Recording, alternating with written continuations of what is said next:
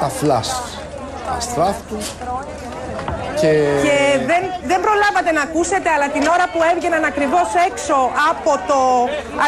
έξω από το ναό, κάποια σκάφη φίλων του γαμπρού φρόντισαν να αρχίσουν να σφυρίζουν με τις κόρνες τους για να τους ευχηθούν έτσι το να ζήσουν.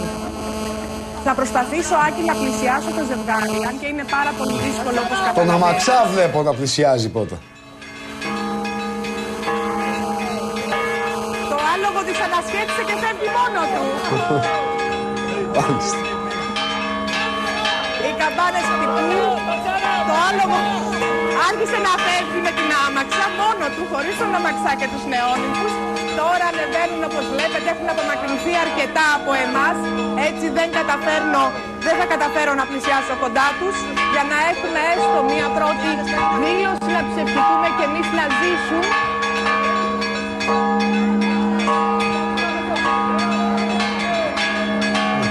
Το άλογο προφανώς, Άκη, έχει τρομάξει από τα αλλεπάλληλα φλάς και την καμπάνα, τα οποία τα φλάς το βομβαρδίζουν, την καμπάνα χτυπά συνέχεια. Ο αμαξάς που είναι Αγγέλη? Χαιρετάει τους υπόλοιπους μάλλον. Ναι, έχει πάει από την άλλη πλευρά της άμαξας για να χαιρετήσει και τον κόσμο, ο οποίος βρίσκεται συγκεντρωμένος εδώ από τις 4:30 το απόγευμα στον ειδικό χώρο, ο οποίος είχε διαμορφωθεί για όσους κατάφεραν να φτάσουν ως εδώ. Μάλιστα.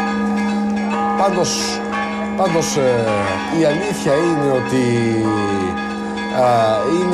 είναι δεκάδες τα ρεπορτάζ στα ξένα μέσα ενημέρωσης. Το σκηνικό που έχει στηθεί στις Πέτσες είναι απολύτως χολιγουντιανό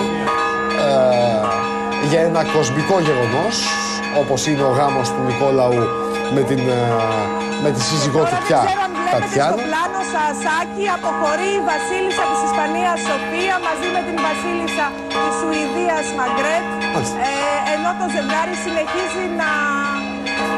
Νομίζω ότι έχει ανέβει πάνω στην άμαξα, Άκη, για το ζευγάρι. Αγγελική, να σε ευχαριστήσουμε θερμά σε αυτό το σημείο.